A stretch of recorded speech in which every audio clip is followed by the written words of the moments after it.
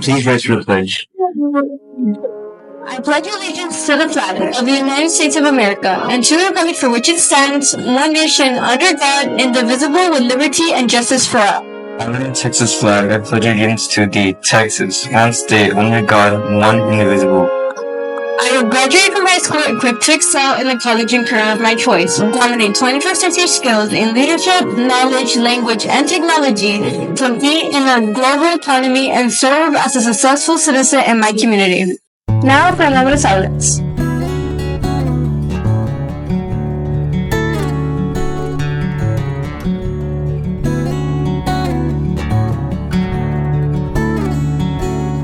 You may now be seated. Remember that good book session will be continuing this week, so even though you might have already power washed your Chromebooks last week, it is always a good thing to power wash them again. Also, too many of you are not bringing your Chromebooks charged and not bringing a charger with you. Your Chromebooks are needed daily. So, just like you make sure your gaming systems, cell phones, and tablets are charged, you need to make charging your Chromebook a priority.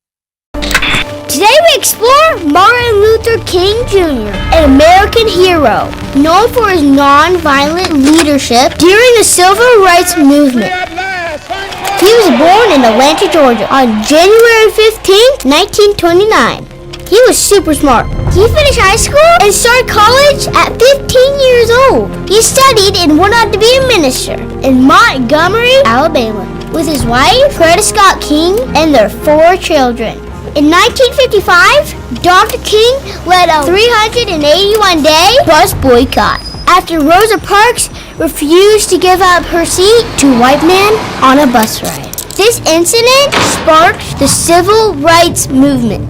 The Civil Rights Movement was a national effort made by African Americans to eliminate segregation and gain racial equality during the 1950s and 60s. Segregation is the enforced separation of racial groups in a country, community, or establishment. That bus boycott led to the Supreme Court ruling that segregated buses were unconstitutional, which meant they weren't allowed anymore. It was a major victory for the Civil Rights Movement, which proved that Dr. King's nonviolent method of protest was working.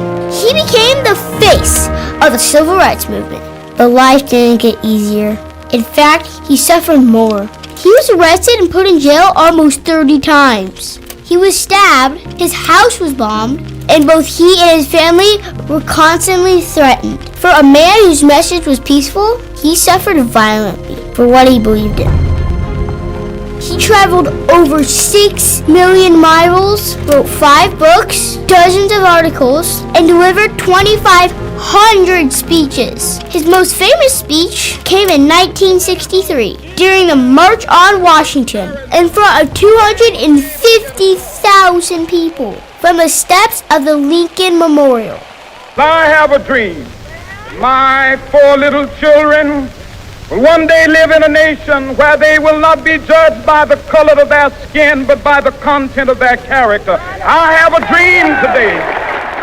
Dr. King's I Have a Dream speech is iconic and one of the greatest speeches in American history. Later that year, he was named Time Magazine's Man of the Year. In the following year, at 35 years old, he would become the youngest person ever to win the Nobel Peace Prize. That same year, Congress passed the Civil Rights Act, which banned racial discrimination. This was one of the greatest accomplishments of the Civil Rights Movement. The next year, in 1965, Dr. King led another march from Selma, Alabama to the Capitol building in Montgomery, Alabama, which led to the passing of the Voting Rights Act, eliminating the remaining barriers for African American voters. I've seen the promised land. I may not get there with you, but I want you to know tonight that we as a people will get to the promised land. This will be the last speech Dr. King ever gave, because the very next day, he was shot and killed. He was 39 years old, gone but never forgotten. His legacy lives on today.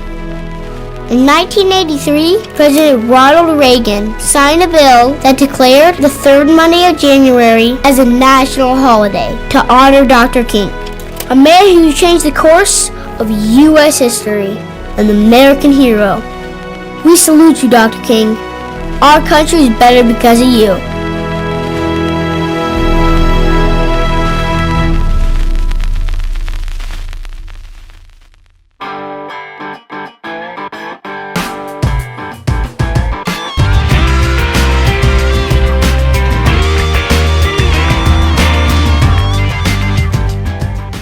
Zoologists specializing in fish have made a landed discovery in Turkey. A complex large fish called the leopard barbel has been found in the Tigris River. At one time, this type of fish was found in large amounts. In the last 3 decades, pollution and habitat destruction have almost pushed them to extinction. They were last documented over a decade ago. Local fishermen would tell stories and tall tales about finding these fish, but scientists did not believe them until now. Because of some water dams they had been built in the river, the water had been too cold for these fish to survive. They are doing much better in warm water, so scientists changed their search and went on the hunt for these fish. They were able to catch them safely in the net and release them back to continue to thrive. Zoologists are now helping fishermen learn how to protect those fish and bring them back from the edge of extinction. In the words of Epictetus, it is impossible for a man to learn what he thinks he already knows. Learning is something that we should be doing daily. There is not one person on the planet who knows everything. And even if you think you do, there's always something else to learn or a new way of doing things. This is Caitlin Guerra. Have a great day.